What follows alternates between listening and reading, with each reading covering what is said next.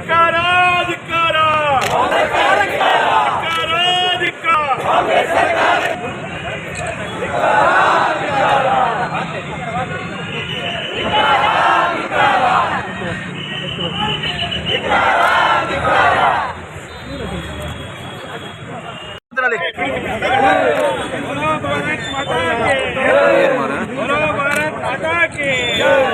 Bharatiya Janata party Siddaramaiah ನಡಿಕುವಾಡಿ ನಂದನೊಲಿಯ ಬಡ ಗೊತ್ತಾ ಅವು ಏರುಂದೆ ಗೊತ್ತಾಗುತ್ತೆ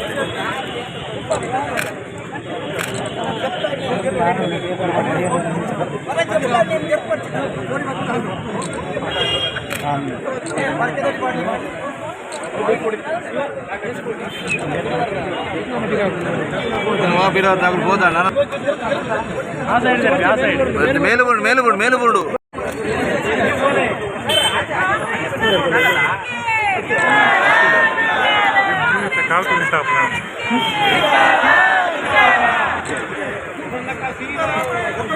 ಸೀರೆ ತಗೊಂಡ ಸೀರೆ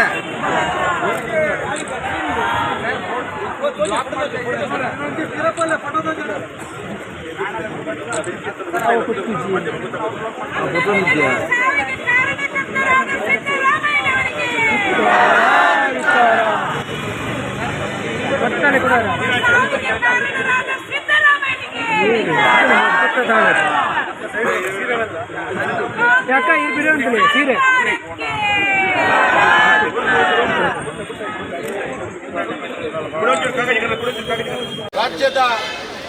ರಾಜ್ಯ ಸರ್ಕಾರದ ನೇತೃತ್ವವನ್ನು ವಹಿಸಿದಂತಹ ಸಿದ್ದರಾಮಯ್ಯ ಇರ್ಬೋದು, ಉಪಮುಖ್ಯಮಂತ್ರಿ ಆದಂತಹ DK ಶಿವಕುಮಾರ್ ಇರ್ಬೋದು, ಅಥವಾ ಬೇಕೆನ್ನುವಂತಹ ಒಂದು ಒತ್ತಾಯದ ಮೇರೆಗೆ ಇವತ್ತು ಭಾರತೀಯ ಜನತಾ ಪಾರ್ಟಿ ಜಿಲ್ಲಾ ವತಿಯಿಂದ ಈ ಒಂದು ಪ್ರತಿಭಟನಾ ಕಾರ್ಯಕ್ರಮವನ್ನು ನಾವು ಹಮ್ಮಿಕೊಂಡಿದ್ದೇವೆ.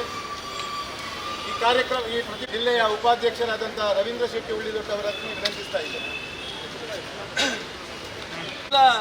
ಸಮಿತಿಯ ವತಿಯಿಂದ ಇವತ್ತು ನಮ್ಮ ಪ್ರಧಾನ ಕಾರ್ಯದರ್ಶಿ ಹೇಳಿದಂತೆ ಏನು ಮೊನ್ನೆ ನಡೆದಂತಹ ಆ ಒಂದು RCBಯ ವಿಜಯೋತ್ಸವದ ಸಂದರ್ಭದಲ್ಲಿ ಆದಂತಹ ಆ ಒಂದು ಕಾಲ್ಪನಿಕಕ್ಕೆ ಕಾರಣಗೊಂಡಿರುವಂತಹ ಸುಮಾರು 11 ಜನ, ಅದರ ಜೊತೆಗೆ 46 ಜನ ಗಾಯಗೊಂಡಿರುವಂಥದ್ದು. ಒಟ್ಟು ಈ ರಾಜ್ಯ ಸರ್ಕಾರದ ವೈಫಲ್ಯದ ವಿರುದ್ಧ ಈ ಬಂದಂತಹ ಎಲ್ಲ ಆ ಒಂದು ಅಭಿಮಾನಿ ಬಂಧುಗಳಿಗೆ ರಕ್ಷಣೆ ಕೊಡಲಿಕ್ಕೆ ಕೊಡದಿರತಕ್ಕಂಥ ಈ ಒಂದು ರಾಜ್ಯ ಸರ್ಕಾರದ ವಿರುದ್ಧ ಇವತ್ತು ನಾವು ಪ್ರತಿಭಟನೆಯನ್ನು ಮಾಡ್ತಾ ಇದ್ದೇವೆ. ಈ ಪ್ರತಿಭಟನೆಯ ನೇತೃತ್ವವನ್ನು ನಾನು ಈ ಸಂದರ್ಭದಲ್ಲಿ ಆರ್ಥಿಕವಾಗಿ ಸ್ವಾಗತಿಸ್ತಾ ಇದ್ದೇನೆ. ಅದೇ ರೀತಿ ನಮ್ಮೆಲ್ಲರ ಹೆಚ್ಚಿನ ಶಾಸಕರಾದಂಥ ಗೌರವಾನ್ವಿತ ಮಂತ್ರಿ ಇದ್ದಾರೆ, ಅವರನ್ನು ಕೂಡ ನಾನು ಆತ್ಮೀಯವಾಗಿ ಸ್ವಾಗತಿಸ್ತಾ ಇದ್ದೇನೆ. ಅದೇ ರೀತಿ ನಮ್ಮ ಜಿಲ್ಲಾ ಸಮಿತಿಯ ಸಾರ್ವರವರು ಎಲ್ಲರನ್ನೂ ಕೂಡ ನಾನು ಸ್ವಾಗತಿಸ್ತೇನೆ. ಅದೇ ರೀತಿ ನಮ್ಮ ಯುವ ಮೋರ್ಚಾದ ಜಿಲ್ಲಾ ಅಧ್ಯಕ್ಷರಾದಂತಹ ನಂದನ್ ಮಲ್ಯ ಅವರಿದ್ದಾರೆ, ಅಭಿವೃದ್ಧಿ ಪ್ರಾಧಿಕಾರದ ನಗರ ಪ್ರಾಧಿಕಾರದ ಮಾಜಿ ಅಧ್ಯಕ್ಷರಾದ ಗೌರವಾನ್ವಿತ ರವಿಶಂಕರ್ ಬಿ, ನಮ್ಮ ಸುಧೀರ್ ಶೆಟ್ಟಿ ಕಣ್ಣೂರು ಅವರಿದ್ದಾರೆ. ಅದೇ ರೀತಿ ರಾಜೇಶ್ ಕೊಟ್ಟರು ಮಂಗಳೂರು ಉತ್ತರದ ಅಧ್ಯಕ್ಷರಾದಂಥ ಗೌರವ ಉಪಾಧ್ಯಕ್ಷರಾದಂಥ ನಮ್ಮ ಸಂತೋಷ್ ಕುಮಾರ್ ಗೋಲಿಯರಿದ್ದಾರೆ. ನಮ್ಮ ಕಾರ್ಯದರ್ಶಿಯಾದ ದಿನೇಶ್ ಅಮ್ದೂರ್ ಅವರಿದ್ದಾರೆ. ಇರತಕ್ಕಂಥ ಎಲ್ಲ ಹಿರಿಯರ ಮುಂದೆ ಕಾರ್ಯಕ್ರಮವನ್ನು ಬಹಳ ಮುಖ್ಯವಾಗಿ ನಮ್ಮ ಕರೆಗೆ ಒಗ್ಗಟ್ಟು ಬಂದಿರತಕ್ಕಂಥ ನಮ್ಮ ಮಾಧ್ಯಮದ, ದೃಶ್ಯ ಮಾಧ್ಯಮದ ಮತ್ತು ಪತ್ರಿಕಾ ಮಾಧ್ಯಮದ ಮಿತ್ರರನ್ನು ಕೂಡ ಈ ಸಂದರ್ಭದ ಆಡಳಿತ ಸ್ವಾಗತಿಸುತ್ತಾ ನಮ್ಮ ಜಿಲ್ಲಾ ಅಧ್ಯಕ್ಷರು ನಡೆಸಿಕೊಳ್ಳಬೇಕು. बोलो ಸರ್ಕಾರಕ್ಕೆ, ಕಾಂಗ್ರೆಸ್ ಸರ್ಕಾರಕ್ಕೆ, ಮುಖ್ಯಮಂತ್ರಿ ಸಿದ್ದರಾಮಯ್ಯನವರಿಗೆ, ಮುಖ್ಯಮಂತ್ರಿ ಸಿದ್ದರಾಮಯ್ಯನವರಿಗೆ, ಉಪಮುಖ್ಯಮಂತ್ರಿ DK ಶಿವಕುಮಾರ್ರಿಗೆ, ಉಪಮುಖ್ಯಮಂತ್ರಿ DK ಶಿವಕುಮಾರ್ರಿಗೆ, ಕಾಂಗ್ರೆಸ್ ಸರ್ಕಾರಕ್ಕೆ, ಕಾಂಗ್ರೆಸ್ ಸರ್ಕಾರಕ್ಕೆ ಭಾರತೀಯ ಜನತಾ ಪಾರ್ಟಿಯ ವತಿಯಿಂದ ಇವತ್ತು ಈ ಜಿಲ್ಲೆಯಲ್ಲಿ ಕಳೆದ ಎರಡು ತಿಂಗಳಿಂದ ಬೇರೆ ಬೇರೆ ರೀತಿಯ ಅಹಿತಕರ ಘಟನೆ ಆಗುವುದರ ಮುಖಾಂತರ ಈ ಜಿಲ್ಲೆಯಲ್ಲಿ ನಿರಂತರವಾಗಿ ಒಂದು ಅಶಾಂತಿಯ ವಾತಾವರಣದ ಜೊತೆಗೆ ಈ ಜಿಲ್ಲೆಯಲ್ಲಿ ಜನಜೀವನ ವ್ಯವಸ್ಥೆ ಬದುಕುವ ರೀತಿಯಲ್ಲೂ ಕೂಡ ಆತಂಕದ ವಾತಾವರಣದಲ್ಲಿ ಬದುಕುವ ವಾತಾವರಣ ನಿರ್ಮಾಣ ಆಗಿರುವಂಥದ್ದು ನಾವೆಲ್ಲ ನೋಡಿದ್ದೇವೆ. ಇಂಥ ಸಂದರ್ಭದಲ್ಲಿ ಈ ಒಂದು ರಾಜ್ಯದಲ್ಲಿ ಆಡಳಿತ ಮಾಡುವಂಥ ಕಾಂಗ್ರೆಸ್ ಸರ್ಕಾರ, ಅದರಲ್ಲಿ ಮುಖ್ಯಮಂತ್ರಿಯಾಗಿ ಆದಿಯಾಗಿ ಎಲ್ಲ ಮಂತ್ರಿಗಳು ಸಮೇತ ಇಲ್ಲಿಗೆ ಯಾರು ನಿಯೋಗ ಬರ್ತಾರೆ ಅವರೆಲ್ಲ ಸಹಿತ ಒಟ್ಟು ಈ ರಾಜ್ಯದಲ್ಲಿ ದಕ್ಷಿಣ ಕನ್ನಡ ಜಿಲ್ಲೆ ಮಾತ್ರ ಅಶಾಂತಿಯ ವಾತಾವರಣ ಇದೆ, ಕಾನೂನು ಸುವ್ಯವಸ್ಥೆ ಸರಿ ಮಾಡಲಿಕ್ಕೆ ಆಗ್ತಾ ಇಲ್ಲ ಅಂತ ನಾವು ತಿಳ್ಕೊಂಡಿದ್ದೆವು. ಈಗ ನೋಡಿದರೆ ನಾವು ಯಾವಾಗ BJP ನಿರಂತರವಾಗಿ ಕಳೆದ 2 ವರ್ಷದಿಂದ ಕಾನೂನು ಸುವ್ಯವಸ್ಥೆಯನ್ನು ಕಾಪಾಡುವಲ್ಲಿ ರಾಜ್ಯ ಸರ್ಕಾರ ವೈಫಲ್ಯ ಆಗಿದೆ ಎನ್ನುವ ಮಾತನ್ನು ನಿರಂತರವಾಗಿ ಹೇಳ್ಕೊಂಡು ಬಂದಿದ್ದೆವು.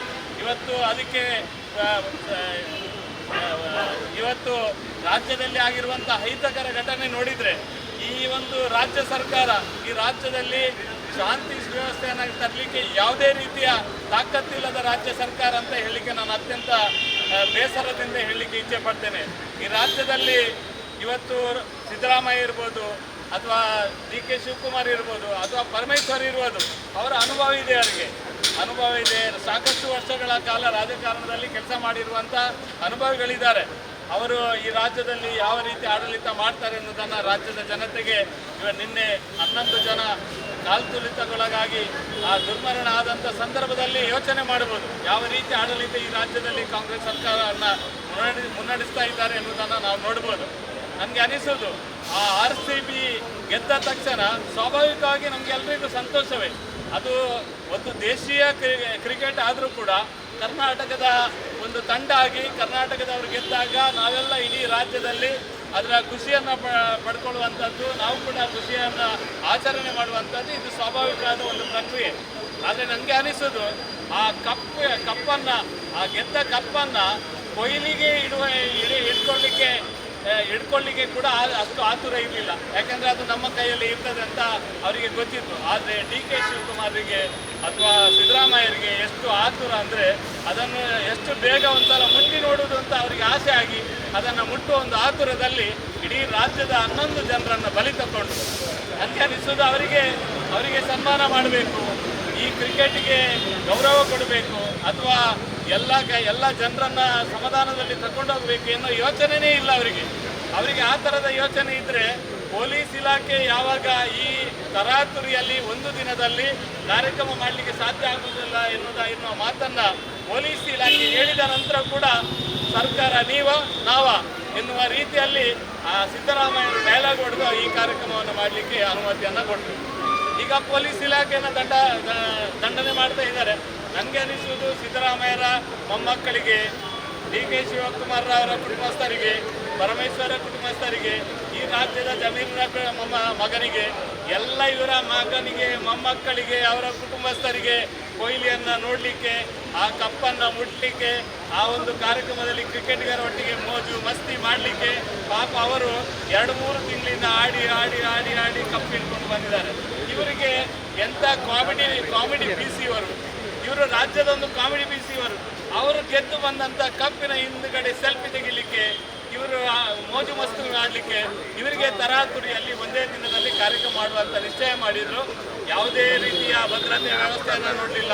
ಇವರಿಗೆ ಈಗ ಎಲ್ಲಿ ಹೋಗಿದೆ ಇವ್ರದ್ದು ಇಂಟೆಲಿಜೆನ್ಸಿ, ಈಗ ಎಲ್ಲಿ ಹೋಗಿದೆ ಇವ್ರದ್ದು ಭದ್ರತಾ ಅಲ್ಲಿ ನಮ್ಮ ದೇಶದ ಪ್ರಯಾಗನಲ್ಲಿ 70 ಕೋಟಿ ಜನ ಅಲ್ಲಿ ಹೋಗಿ ಸ್ನಾನ ಮಾಡಿ ಆ ಒಂದು ಧಾರ್ಮಿಕ ಕ್ಷೇತ್ರದಲ್ಲಿ ಬಂದಾಗ ಇದೇ ಸಿದ್ದರಾಮಯ್ಯ ಇಲ್ಲಿ ಹೇಳ್ತಾ ಇದ್ರು ಎಂಥ ತಾತ್ಪರ್ಯವಾಗಿದೆ, ಅಲ್ಲಿ ಕಂಟ್ರೋಲ್ ಮಾಡ್ಲಿಕ್ಕೆ ಆಗುದಿಲ್ಲ, ಇವರಿಗೆ ತಾಕತ್ತಿಲ್ಲ, ಈ ದೇಶ ನಡೆಸಲಿಕ್ಕೆ ಆಗುದಿಲ್ಲ, ಏನೆಲ್ಲ ಮಾತಾಡಿದ್ರು. ಇವರಿಗೆ 1 ಲಕ್ಷ ಜನ ಕಂಟ್ರೋಲ್ ಬಂದಾಗ ಇವರಿಗೆ ಕಂಟ್ರೋಲ್ ಮಾಡ್ಲಿಕ್ಕೆ ಆಗುದಿಲ್ಲ. ಸಿದ್ದರಾಮಯ್ಯರಿಗೆ ಸರ್ಕಾರಕ್ಕೆ ನಾಚಿಕೆ ಆಗಬೇಕು. ಇವರಿಗೆ ಸರ್ಕಾರದ ಸರಿಯಾದ ರೀತಿಯಲ್ಲಿ ಆಡಳಿತ ಮಾಡಲಿಕ್ಕೆ ಎನ್ನುವುದಕ್ಕೆ ಇದೊಂದು ದೊಡ್ಡ ಉದಾಹರಣೆ. ಇವತ್ತು ಸರ್ಕಾರ ಈ ರೀತಿಯ ವೈಫಲ್ಯ ಆದ ನಂತರ ಇವತ್ತು ಈ ಪೊಲೀಸ್ ಇಲಾಖೆ ಎಲ್ಲರನ್ನು ದಂಡನೆ ಮಾಡುವಂಥ ಕೆಲಸ ಮಾಡಿದೆ. ಕೆಲಸ ಸರಿಯಾಗಿ ಮಾಡಿದಂಥ ಸರಿಯಾದ ರಿಪೋರ್ಟ್ ಕೊಟ್ಟಂಥ ಆ ಬೆಂಗಳೂರಿನ ಕಮಿಷನರ್ ದಯಾನಂದರನ್ನ ಈ ಒಂದು ಸರ್ಕಾರಿ ಸೇವೆಯಿಂದ ಅಮಾನತು ಮಾಡೋದ್ರ ಮುಖಾಂತರ ಇವತ್ತು 8-10 ಜನರನ್ನು ಅಮಾನತು ಮಾಡ್ತಾ ಇದ್ದಾರೆ. ಇವರು ಇನ್ನೂ ಅಮಾನತು ಮಾಡುವ ಕೆಲಸದಲ್ಲೇ ಇದ್ದಾರೆ. ದಕ್ಷಿಣ ಕನ್ನಡ ಜಿಲ್ಲೆಯ ಪೊಲೀಸ್ನವರಿಗೆ ಇದು ಅತ್ಯಂತ ಒಂದು ಒಳ್ಳೆಯ ರೀತಿಯಲ್ಲಿ ಹೇಳಲಿಕ್ಕೆ ಇದ್ದಂಥ ಒಂದು ಸಮಯ ಅಂತ ತಿಳ್ಕೊಳ್ಳುತ್ತೇನೆ. ನೀವು ಕೂಡ ಈ ಜಿಲ್ಲೆಯಲ್ಲಿ ಯೋಚನೆ ಮಾಡಿ, ನೀವು ಎಷ್ಟೇ ಪ್ರಾಮಾಣಿಕವಾಗಿ ಕಾಂಗ್ರೆಸ್ನವರು ಹೇಳಿದ್ದನ್ನು ಕೇಳುವಂಥ ಕೆಲಸ ಮಾಡಿ, ಕಾಂಗ್ರೆಸ್ನವರ ಅನತ್ಯಂತೆ ಕೆಲಸ ಮಾಡಿ. ಆದರೆ ನಿಮಗೆ ಯಾವತ್ತೂ ಪೊಲೀಸ್ನವರೇ ನಿಮ್ಮನ್ನು ಅವರ ಕೈ ಹಿಡಿಯುವುದಿಲ್ಲ. ನಿಮಗೆ ಸಮಯ ಸಂದರ್ಭ ಬಂದಾಗ ನಿಮಗೆ ಬೆಂಗಳೂರಲ್ಲಿ ಆದ ರೀತಿಯ ಇಲ್ಲಿಯ ಪೊಲೀಸ್ ಇಲಾಖೆಗೆ ಕೂಡ ಈ ಕಾಂಗ್ರೆಸ್ ಸರ್ಕಾರ ಮಾಡ್ತದೆ ಎನ್ನುವುದಕ್ಕೆ ಒಂದು ದೊಡ್ಡ ಉದಾಹರಣೆ ಬೆಂಗಳೂರಲ್ಲಿ ತೋರಿಸಿಕೊಟ್ಟಿದ್ದಾರೆ. ಆಗಿರುವಂತಹ ರಾಜ್ಯ ಸರ್ಕಾರ ಇನ್ನು ಸುಮ್ಮನೆ ಪೊಲೀಸ್ನವರನ್ನ ಅಮಾನತು ಮಾಡುವುದಲ್ಲ, ಮೊದಲು ಸಿದ್ದರಾಮಯ್ಯರು ರಾಜೀನಾಮೆ ಕೊಡಬೇಕು, DK ಶಿವಕುಮಾರ್ ರಾಜೀನಾಮೆ ಕೊಡಬೇಕು, ಈ ಕಾನೂನು ಸುವ್ಯವಸ್ಥೆಯನ್ನು ಕಾಪಾಡಲಿಕ್ಕೆ ಆಗದಂತ ಪರಮೇಶ್ವರ್ ರಾಜೀನಾಮೆ ಕೊಡಬೇಕು. ಈ ಎಲ್ಲ ಅವಾಂತರಕ್ಕೆ ಕಾರಣ ಆಗಿರುವಂತ ಕಾಂಗ್ರೆಸ್ ಸರ್ಕಾರವೇ ಇಲ್ಲಿ ರಾಜೀನಾಮೆ ಕೊಡಬೇಕು. ಈ ರೀತಿಯ ಒಂದು ಗಂಡಾಂತರ ಮಾಡಿರುವಂತ ಸರ್ಕಾರದ ನೀವು ಯೋಚನೆ ಮಾಡಿ. ಇವತ್ತು ಅವರು ಹೇಳಿದನ್ನ ಕೇಳಿ ನೀವು ಮಾಡಿದ್ದೀರಿ, ಮುಂದಿನ ದಿನಗಳಲ್ಲಿ ಮಾಡ್ತದೆ. ಒಳ್ಳೆ ಕೆಲಸ ಮಾಡಿದಾರಂತ ಅಮಾನತು ಮಾಡುವಂತ ಕೆಲಸ ಕಾಂಗ್ರೆಸ್ ಸರ್ಕಾರ ಮಾಡ್ತದೆ. ಯಾವತ್ತೂ ಕೂಡ ಅವರ ಪರವಾಗಿ ನಿಲ್ಲುವಂತ ಕಾಂಗ್ರೆಸ್ ಅಲ್ಲ. ಇವತ್ತು ಇಡೀ ಗಂಡಾಂತರಕ್ಕೆ ಕಾರಣ ಆಗಿದೆ. ಈ ಸಂದರ್ಭದಲ್ಲಿ ದಕ್ಷಿಣ ಕನ್ನಡ ಜಿಲ್ಲೆಯ ಬಿಜೆಪಿ ವತಿಯಿಂದ ಇಡೀ ಜಿಲ್ಲೆಯ ಜನತೆಯ ಪರವಾಗಿ ನಾನು ಆಗ್ರಹಪಡಿಸಲಿಕ್ಕೆ ವ್ಯಕ್ತಪಡಿಸಲಿಕ್ಕೆ ಇಚ್ಛೆ ಪಡ್ತೇನೆ. ತಕ್ಷಣವೇ ಮುಖ್ಯಮಂತ್ರಿ ಆದಿಯಾಗಿ ಗೃಹ ಮಂತ್ರಿ ಉಪಮುಖ್ಯಮಂತ್ರಿ ಆಗಿ ಎಲ್ಲರೂ ರಾಜೀನಾಮೆಯನ್ನು ಕೊಡಬೇಕು. ಈ ಸರ್ಕಾರ ಯಾರೆಲ್ಲ ಇದಕ್ಕೆ ಕಾರಣಕರ್ತರಾಗಿದ್ದಾರೆ, ಪೊಲೀಸ್ ಇಲಾಖೆಯನ್ನು ದಂಡನೆ ಮಾಡುವುದಲ್ಲ, ಇದಕ್ಕೆ ಯಾರು ಕಾರಣಕರ್ತರಾಗಿದ್ದಾರೆ ಆ ಒಂದು RCBಯ ಸಂಸ್ಥೆಯ ಮೇಲೆ ಕೇಸ್ ಮಾಡ್ತೀರಿ. ನೀವು ಚಿನ್ನಸ್ವಾಮಿ ಸ್ಟೇಡಿಯಂನ ಆಡಳಿತ ವರ್ಗದವರ ಮೇಲೆ ಕೇಸ್ ಮಾಡ್ತೀರಿ. ಫಸ್ಟ್ ಕೇಸ್ ಆಗಬೇಕು ಇವರ ಮೇಲೆ ಏನು ಮಾಡದವರನ್ನು ಗಡಿಪಾರು ಮಾಡಲಿಕ್ಕೆ ಗೊತ್ತುಂಟು, ಏನು ಮಾಡದವರನ್ನು ಗುಂಡ ಕಾಯ್ದೆ ಹಾಕಲಿಕ್ಕೆ ಗೊತ್ತುಂಟು. 11 ಜನರನ್ನ ಮರಣಕ್ಕೆ ಕಾರಣ ಆಗಿರುವಂತ ಸಿದ್ದರಾಮಯ್ಯರ ಮೇಲೆ ಏನಾಗ್ತೀರಿ ನೀವು? ಯಾವ ರೀತಿ ಕೇಸು ದಾಖಲು ಮಾಡ್ತೀರಿ? ಸಿದ್ದರಾಮಯ್ಯ ಮೇಲೆ ಏವನ್ನು ಆರೋಪಿ ಮಾಡಬೇಕು, ಅವರನ್ನ ಗಡಿಪಾರು ಮಾಡಬೇಕು. ಇವತ್ತು DK ಶಿವಕುಮಾರ್ನ ಕಾರಣವಾದ ಸಿದ್ದರಾಮಯ್ಯ ಸರ್ಕಾರಕ್ಕೆ ಧಿಕ್ಕಾರ. ಮುಂದಕ್ಕೆ ನಮ್ಮ ಜನಪ್ರಿಯ ಶಾಸಕರಾದಂಥ ಡಿ ವೇದವ್ಯಾಸ ಕಾಮತ್ ಅವರು ಈ ಪ್ರತಿಭಟನಾ ಸಭೆಯನ್ನು ಉದ್ದೇಶಿಸಿ ಮಾತನಾಡಬೇಕಾಗಿ ವಿನಂತಿ. ಪ್ರಪ್ರಥಮವಾಗಿ ನಡೆದಂಥ ದುರ್ಘಟನೆಯಲ್ಲಿ 11 ಜನ ತಮ್ಮ ಜೀವವನ್ನು ಕಳ್ಕೊಂಡಿದ್ದಾರೆ. ಈ 11 ಜನ ಜೀವವನ್ನು ಕಳ್ಕೊಂಡಂಥವರಿಗೆ ಭಾರತೀಯ ಜನತಾ ಪಾರ್ಟಿ ದಕ್ಷಿಣ ಕನ್ನಡ ಜಿಲ್ಲೆಯ ವತಿಯಿಂದ ಭಾರತೀಯ ಜನತಾ ಪಾರ್ಟಿಯ ಎಲ್ಲ ಕಾರ್ಯಕರ್ತರ ಪರವಾಗಿ ಅವರಿಗೆ ಶ್ರದ್ಧಾಂಜಲಿಯನ್ನು ಈ ಸಂದರ್ಭದಲ್ಲಿ ನಾನು ಕೊಡ್ಲಿಕ್ಕೆ ಬಯಸ್ತಾ ಇದ್ದೇನೆ. ಅದರಲ್ಲಿ ಕೂಡ 11 ಜನರಲ್ಲಿ 2 ಜನರು ಈ ಕರಾವಳಿಯ ತುಳುನಾಡಿನ ಈ ಭಾಗದಲ್ಲಿ ಹುಟ್ಟಿ ಬೆಂಗಳೂರಿನಲ್ಲಿ ಉದ್ಯೋಗದಲ್ಲಿದ್ದವರು. ಈ ಆದಂಥ ಎಲ್ಲ ಘಟನೆಗಳನ್ನು ನಾವೆಲ್ಲೋ ಅವಲೋಕನ ಮಾಡಿದರೆ ನಮಗೆ ಸ್ಪಷ್ಟವಾದ ಚಿತ್ರಣಗಳ ಕಾಣುವಂಥದ್ದು, ಜೀವವನ್ನು ಕಳ್ಕೊಂಡಂಥ ಎಲ್ಲವರು ಸರಿಸುಮಾರು 27 ವರ್ಷದ ಕೆಳಗಿನ ಯುವಕರು ಯುವತಿಯರು. ಮುಂದಿನ ದಿನಗಳಲ್ಲಿ ತಮ್ಮ ಮನೆಯ ಜವಾಬ್ದಾರಿಗಳನ್ನು ಹೊರಬೇಕು, ಕಲಿತು ಬಹಳ ದೊಡ್ಡ ರೀತಿಯಲ್ಲಿ ಅವಕಾಶಕ್ಕಾಗಿ ಬೆಂಗಳೂರಿಗೆ ಅವಲಂಬಿತವಾಗಿ ತಮ್ಮ ಮನೆಯ ಜವಾಬ್ದಾರಿಯನ್ನು ಯಶಸ್ವಿಯಾಗಿ ನಿರ್ವಹಿಸಬೇಕು ಅಂತೇಳುವಂಥ ಬಹಳ ದೊಡ್ಡ ಕನಸನ್ನು ಕಂಡಂಥ ಯುವಕರು ಯುವತಿಯರು ಈ ಒಂದು ದುರ್ಘಟನೆಯಲ್ಲಿ ತಮ್ಮ ಜೀವವನ್ನು ಕಳ್ಕೊಂಡಿದ್ದಾರೆ. ನಾನು ಈ ಸಂದರ್ಭದಲ್ಲಿ ಸಿದ್ದರಾಮಯ್ಯ ಅವರಿಗೆ ಒಂದು ಪ್ರಶ್ನೆಯನ್ನು ಕೇಳ್ತೇನೆ. ಸರಿಯಪ್ಪ, 10 ಲಕ್ಷ 20 ಲಕ್ಷ 30 ಲಕ್ಷ ಕೊಡ್ತೀರಿ, ಅವರ ಜೀವವನ್ನು ಹಿಂದೆ ತರ್ಕೊಳ್ಳಿಕ್ಕೆ ಸಾಧ್ಯತೆ ಇದೆಯಾ? ಆ ಮಾಧ್ಯಮದಲ್ಲಿ ಆ ಹೆತ್ತವರ ಕಣ್ಣೀರು, ಒಂದು ಯುವಕನ ತಂದೆ ಹೇಳ್ತಾರೆ, ನನ್ನ ಮನೆಯಲ್ಲಿ ಆದ ಘಟನೆ ಕಣ್ಣೀರು ಹಾಕ್ತಾ, ಇದೇ ಘಟನೆ ನಿಮ್ಮ ಮನೆಯಲ್ಲಿ ಆಗುವಾಗ ನಿಮಗೆ ಬುದ್ಧಿ ಬರುತ್ತೆ ಅಂತ ಹೇಳುವಂಥ ಕಣ್ಣೀರಿನಲ್ಲಿ ಅವರು ಆ ಭಾವನಾತ್ಮಕವಾಗಿ ಹೇಳುವಾಗ ಎಲ್ಲೋ ಒಂದು ಕಡೆ ಇಡೀ ರಾಜ್ಯ ಇಡೀ ದೇಶ ಇವತ್ತು ಭಾವನಾತ್ಮಕವಾಗಿ ಈ ಒಂದು ಘಟನೆಗೆ ಬಹಳ ತುಂಬ ದುಃಖದಿಂದ ಇದನ್ನು ಕಾಣ್ತಾ ಇದ್ದೇವೆ. ಇವತ್ತು ಕಾಂಗ್ರೆಸ್ ಆಡಳಿತದಲ್ಲಿ ಹೇಳ್ತಾರೆ, ಬಹಳ ದೊಡ್ಡ ಸಂಖ್ಯೆಯಲ್ಲಿ ಜನರು ಬಂದರು. ಸ್ವಾಮಿ ಕರೆದವರು ಯಾರು? ಸಿದ್ದರಾಮಯ್ಯ ಅವರ ಟ್ವಿಟರ್ ಅನ್ನು ನೋಡಿದ್ದೀರಾ? RCB ಕಪ್ ಗೆದ್ದಿದೆ, ಇಡೀ ಜನರು ಬೆಂಗಳೂರಿನವರು ಬನ್ನಿ ಆಮಂತ್ರಣವನ್ನು ಕೊಟ್ಟು ಬೆಂಗಳೂರಿನ ಜನತೆ ಭಾಗವಹಿಸಿದ ನಂತರ ಅವರಿಗೆ ನೀವು ಕೊಟ್ಟದ್ದು ಏನು ಅಂತ ಪ್ರಶ್ನೆ ಕೇಳಿದಾಗ 10 ಕಡೆಗಳಲ್ಲಿ ಆ ಕಾರ್ಯಕ್ರಮದಲ್ಲಿ ಲಾಠಿ ಚಾರ್ಜ್ ಮಾಡಿದ್ರೆ, ಲಾಠಿ ಚಾರ್ಜ್ ಮಾಡಿದ ನಂತರ 11 ಜೀವಗಳು ಹೋದ ನಂತರ ಇವತ್ತು ಪೊಲೀಸ್ ಇಲಾಖೆಯನ್ನ ದೋಷಾರೋಪಣೆ ಅಂತ ಹೇಳುವಂತ ಪಟ್ಟಿಯಲ್ಲಿ ಒಂದು ಉನ್ನತ ಅಧಿಕಾರಿ, ಕಮಿಷನರ್ ಅಂತ ಒಂದು ಉನ್ನತ IPS ಅಧಿಕಾರಿ, ಬಹಳ ಅನುಭವಿ ಅಧಿಕಾರಿ ಒಂದಿಗೆ ಕೆಲವಾರು ಪೊಲೀಸರನ್ನ ಸಸ್ಪೆಂಡ್ ಮಾಡ್ತೀರಿ. RCB ಕಪ್ಪು ಗೆದ್ದಾಗ ನಿಮ್ಮ ಕೊಡುಗೆ ಏನು? ಕೆಲವಾರು ತಿಂಗಳು ಕಷ್ಟಪಟ್ಟು ಸತತ ಪ್ರಯತ್ನದಿಂದ RCB ಕಪ್ಪನ್ನು ಗೆದ್ದಿದೆ. ಕಾಂಗ್ರೆಸ್ ಸರ್ಕಾರದ ಕೊಡುಗೆ ಏನು? ಯಾರೋ ಕಪ್ಪನ್ನ ಹೊಡ್ಕೊಂಡು ಬಂದಾಗ ಇದರ ಲಾಭ ಇಡೀ ರಾಜ್ಯದಲ್ಲಿ ಬಹಳ ಒಳ್ಳೆಯ ವಾತಾವರಣ ಇದೆ, ಇದರ ಲಾಭವನ್ನು ರಾಜಕೀಯವಾಗಿ ಪಡ್ಕೊಳ್ಬೇಕು ಅಂತ ಹೇಳುವ ಕಾರಣ ಆ ಕಾರ್ಯಕ್ರಮವನ್ನು ವಿಧಾನಸೌಧಕ್ಕೆ ತಂದ್ರಿ. ಚಿನ್ನಸ್ವಾಮಿ ಕ್ರೀಡಾಂಗಣದಲ್ಲಿ ಯಾವುದೇ ದೊಡ್ಡ ರೀತಿಯ ಆಡಂಬರವಿಲ್ಲದೆ ನೇರವಾಗಿ ವಿಮಾನ ನಿಲ್ದಾಣದಿಂದ RCBಯ ಗೆದ್ದಂತ ಆ ಪ್ರಮುಖ ಕ್ರೀಡಾಪಟುಗಳನ್ನ ಕಾರ್ಯಕ್ರಮಕ್ಕೆ ಮಾಡಿಕೊಂಡಿದ್ರೆ ಇಷ್ಟೊಂದು ದೊಡ್ಡ ಸಂಖ್ಯೆಯಲ್ಲಿ ಜನ ಸೇರ್ತಿರ್ಲಿಲ್ಲ. ಇಡೀ ರಾಜ್ಯದಲ್ಲಿ ಕಪ್ಪು ಗೆದ್ದಾಗ ಸಂಭ್ರಮಿಸಿದ ವಾತಾವರಣವನ್ನು ಕಂಡಾಗ ಇದನ್ನು ರಾಜಕೀಯವಾಗಿ ಉಪಯೋಗಿಸಿಕೊಳ್ಬೇಕು, ಇದರ ಲಾಭವನ್ನು ಪಡ್ಕೊಳ್ಬೇಕು. ಸ್ವಾಮಿ, ನಮ್ಮ ಗ್ರಾಚಾರ ಇಂಥ ಸಂದರ್ಭದಲ್ಲಿ ನೀವು ಸರ್ಕಾರದಲ್ಲಿದ್ರಿ. ನೀವು ಸರ್ಕಾರದಲ್ಲಿದ್ದಾಗ ಯಾರೋ ಮಾಡಿದ ಕಾರ್ಯಕ್ಕೆ, ಯಾರೋ ಮಾಡಿದ ಸಾಧನೆಗಳಿಗೆ ಇವತ್ತು ನೀವು ಬೆನ್ನು ತಟ್ಕೊಳ್ಬೇಕು ಅಂತ ಹೇಳುವಂತ. ಅದಕ್ಕಾಗಿ ಹೇಳ್ತೇನೆ, ಒಳ್ಳೆ ಮನಸ್ಸಿನಲ್ಲಿ ಕೆಲಸ ಮಾಡಿದ್ರೆ ದೇವರು ಒಳ್ಳೆದನ್ನ ಕೊಡ್ತಾರೆ. ಕೆಟ್ಟ ಮನಸ್ಸಿನಿಂದ ಆ ಕಪ್ಪು ಹೊಡ್ಕೊಂಡಂತ ಆ ಕ್ರೀಡಾಪಟುಗಳನ್ನ ಅದರ ಲಾಭವನ್ನ ಕಾಂಗ್ರೆಸ್ ಪಡ್ಕೊಳ್ಬೇಕು ಅಂತ ಹೇಳುವಂತ ಮಾಡಿದ ಕಾರಣ ಇವತ್ತು ಇಡೀ ರಾಜ್ಯದ ಜನ ಕಾಂಗ್ರೆಸ್ ಸರ್ಕಾರಕ್ಕೆ ಶಾಪ ಆಗ್ತಾ ಇದೆ. ಇವತ್ತು ಒಂದು ಮಾತನ್ನ ಈ ಸಂದರ್ಭದಲ್ಲಿ ನಾವು ನೆನಪಿಸ್ಕೊಳ್ಬೇಕು. ಕಾಶ್ಮೀರದಲ್ಲಿ ಒಂದು ಘಟನೆ ಆಯಿತು. ಘಟನೆ ಆದಾಗ ಈ ಪುಣ್ಯಾತ್ಮ ಸಿದ್ದರಾಮಯ್ಯ, DK ಶಿವಕುಮಾರ್ ಅಥವಾ ಇನ್ನ ಪರಮೇಶ್ವರ್ ಕೇಳ್ತಾರೆ, ಪ್ರಧಾನಮಂತ್ರಿಗಳೇ, ನರೇಂದ್ರ ಮೋದಿಜಿಯವರ ರಾಜೀನಾಮೆ ಕೊಡಿ. ಎಲ್ಲೋ ದೇಶದಲ್ಲಿ ಒಂದು ರೈಲ್ವೆಯ ಸಣ್ಣ ಕೊರತೆಯಾಗಿ ಒಂದು ಸಣ್ಣ ಆಕ್ಸಿಡೆಂಟ್ ಆದ್ರೆ ರೈಲ್ವೆ ಮಂತ್ರಿಗಳೇ ರಾಜೀನಾಮೆ ಕೊಡಿ. ಆದ್ರೆ ಇಲ್ಲಿ ಯಾರು ರಾಜೀನಾಮೆ ಕೊಡಬೇಕು? ನೀವು ಅಲ್ಲಿ ಪ್ರಧಾನಮಂತ್ರಿಗಳು ರಾಜೀನಾಮೆ ಕೊಡಬೇಕು ಅಂತ ನೀವು ಕೇಳ್ತೀರಿ ಅಂತ ಹೇಳಿದ್ರೆ ಇಲ್ಲಿ ನೀವು ರಾಜೀನಾಮೆ ಕೊಡಬೇಕಲ್ಲ. ಆ ರಾಜೀನಾಮೆ ಕೊಡುವಂತ ಮಾನಸಿಕತೆ ನಿಮ್ಗಿದೆಯಾ? ಸಿದ್ದರಾಮಯ್ಯ ಅವರಿಗೆ ಅಹಂಕಾರ ಯಾವ ರೀತಿ ಇದೆ ಅಂತ ಕೇಳಿದ್ರೆ, ಹಣ ಕೊಟ್ಟರೆ ಯಾರ ಜೀವವನ್ನು ತೆಗೆದುಕೊಳ್ಬಹುದು. ಸ್ವಾಮಿ, ನಾನು 25 ಲಕ್ಷ ಕೊಡ್ತೇನೆ, ಜೀವ ಬಿಡ್ಲಿಕ್ಕೆ ತಯಾರಿದ್ದೀರಾ ನೀವು? 1 ಕೋಟಿ ಕೊಡ್ತೇವೆ, ಜೀವ ಬಿಡ್ಲಿಕ್ಕೆ ಯಾರಾದ್ರು ತಯಾರಿದ್ದೀರಾ? ಯಾರು ತಯಾರಿಲ್ಲ. ಹಣ ಕೊಡ್ತಾರೆ ಅಂತ ಹೇಳುವಂತ ರೀತಿಯಲ್ಲಿ ಜೀವ ಬಿಡಬೇಕು ಅಂತೇಳಿ ಹಣ ಯಾರೋ ಒಂದು ಈ ರೀತಿ ಅವಘಡ ಆದಾಗ ಘೋಷಣೆ ಮಾಡಿದ ಕೂಡಲೇ ಸರ್ಕಾರದ ಜವಾಬ್ದಾರಿ ಆಯ್ತೇನು? ಈಗಾಗಲೇ ಜಿಲ್ಲಾಧ್ಯಕ್ಷರು ಹೇಳಿದ್ದಾರೆ, ಬೇರೆ ಎಲ್ಲ ಘಟನೆಗಳಲ್ಲಿ A1, A2 ಆರೋಪಿ.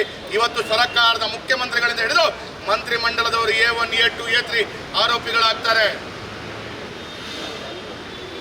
ಇವತ್ತು ಆ ಆರೋಪಿಗಳು ಯಾರು ಅಂತ ಕೇಳಿದ್ರೆ ಸಿದ್ದರಾಮಯ್ಯರಿಂದ ಹಿಡಿದು ಉಪಮುಖ್ಯಮಂತ್ರಿಗಳು, ಗೃಹ ಸಚಿವರು ಆರೋಪಿ. ಕ್ರಮ ತೆಗೆದುಕೊಳ್ಳಿ. ಕರ್ನಾಟಕ ರಾಜ್ಯದಲ್ಲಿ ಕ್ರಿಕೆಟ್ ಆಟಕ್ಕೆ ಒಂದು ಸಪರೇಟ್ ಆದ ಸಮಿತಿ ಇದೆ. ಚಿನ್ನಸ್ವಾಮಿ ಕ್ರೀಡಾಂಗಣದ ಸಮಿತಿ ಬೇರೆ ಇದೆ. RCBಯ ಕಮಿಟಿ ಬೇರೆ ಇದೆ. ಅವರವರಷ್ಟಕ್ಕೇನೋ ಮಾಡ್ಕೊಳ್ತಿದ್ರು. ಇದು ಸರ್ಕಾರ ಲಾಭ ಪಡ್ಕೊಳ್ಬೇಕು ಅಂತ ಹೇಳುವ ಕಾರಣ ಮಾಡಿದಂತ ಕಾರ್ಯಕ್ರಮ ಇವತ್ತು ವಿಧಾನಸೌಧದಲ್ಲಿ ಕರೆದು ಬಹಳ ದೊಡ್ಡ ರೀತಿಯಲ್ಲಿ, ಅದರಲ್ಲಿ ಕೂಡ ಬಹಳ ದುಃಖ ಆಗ್ತದೆ. ಎಲ್ಲೋ ಒಂದು ಕಡೆ ಹೋಗಿ ಆ ಮನೆಯ ಮಂದಿಗಳು ಕಣ್ಣೀರು ಹಾಕ್ತಾ ಇರುವಂತ ಸಂದರ್ಭದಲ್ಲಿ ನೀವು ಕಣ್ಣೀರು ಹಾಕ್ತೀರಿ. ಇವತ್ತು ನೀವು ಕಣ್ಣೀರು ಹಾಕಿ ಇವತ್ತು ಒಂದು ಅವರೊಂದಿಗೆ ನಾವು ಇದ್ದೇವೆ ಅಂತ ತೋರಿಸಿಕೊಡುವಂತ ನಾಟಕ ಇವತ್ತು ನೀವು ಹಾಕ್ತಾ ಇದ್ದೀರಾ. ನೀವು ಮಾಡಿದ ತಪ್ಪಿಗಾಗಿ ಪೊಲೀಸ್ ಇಲಾಖೆಯವರನ್ನ ನಾನು ಒಂದು ಮಾತನ್ನ ಇವತ್ತು ಮಾಡಿದ್ದು ಹೌದು ಅಂತೇಳಿ, ಆದ್ರೆ ಪ್ರಾರಂಭದಲ್ಲಿ ನೀವು ಆ ಕಂಠೀರವ ಕ್ರೀಡಾಂಗಣಕ್ಕೆ ಜನರಿಗೆ ಬರ್ಲಿಕ್ಕೆ ಹೇಳ್ತೀರಾ, ತದನಂತರ ಪಾಸ್ ಅಂತ ಹೇಳ್ತೀರಾ, ತದನಂತರ ಉಚಿತ ಅಂತ ಹೇಳ್ತೀರಾ. ನಿಮಗೆ ಏನು ಅಂತ ಹೇಳೋದು ನಿಮಗೇ ಗೊತ್ತಿಲ್ಲದೆ ಜನರನ್ನ ಒಟ್ಟಾರೆಯಾಗಿ ಗೊಂದಲಮಯ ವಾತಾವರಣದಲ್ಲಿ ಮಾಡಿಟ್ರಿ. ಅದನಂತರ ನಾಚಿಕೆ ಆಗಬೇಕು. ಪರಮೇಶ್ವರ್ ಅವರು ಗೃಹ ಮಂತ್ರಿಗಳು ಒಂದು ಹೇಳಿಕೆ ಕೊಡ್ತಾರೆ, ಮೆಟ್ರೋದಲ್ಲಿ ಗಿನ್ನಿಸ್ ವರ್ಲ್ಡ್ ರೆಕಾರ್ಡ್ ದಾಖಲೆಯ ರೆವೆನ್ಯೂ ಸಂಗ್ರಹ ಆಗಿದೆ ಅಂತ ಹೇಳ್ತಾರೆ ಅವರು ಪುಣ್ಯಾತ್ಮರು. ಇಲ್ಲಿ 11 ಜೀವವನ್ನು ಕಳ್ಕೊಂಡಿದ್ದೇವೆ. ಅವ್ರು ಹೇಳ್ತಾರೆ ಮೆಟ್ರೋದಲ್ಲಿ ಇಡೀ ಭಾರತದ ಈ ಸಲದ ಕರ್ನಾಟಕದ ಮೆಟ್ರೋದಲ್ಲಿ ನಿನ್ನೆ ಆದಂಥ ಆದಾಯ ಇದೊಂದು ಬಹಳ ಬೃಹತ್ ದಾಖಲೆ ಅಂತ ಹೇಳ್ತಾರೆ. ಸ್ವಾಮಿ, ನೀವು ದಾಖಲೆಗೆ ಯಾರೋ 11 ಜನ ಜೀವ ತೆಗಿಬೇಕಿತ್ತ? ಇವತ್ತು ನಾನು ಒಂದು ಮಾತನ್ನು ಹೇಳ್ತೇನೆ. ಇವತ್ತು ಜನರಿಗೆ ಈ ಮನಸ್ಸಿನಲ್ಲಿ ಈ ಭಾವನೆ ಬರಲಿಕ್ಕೆ ಕಾರಣ ಏನು ಅಂತ ಕೇಳಿ. ಉತ್ತರ ಪ್ರದೇಶದ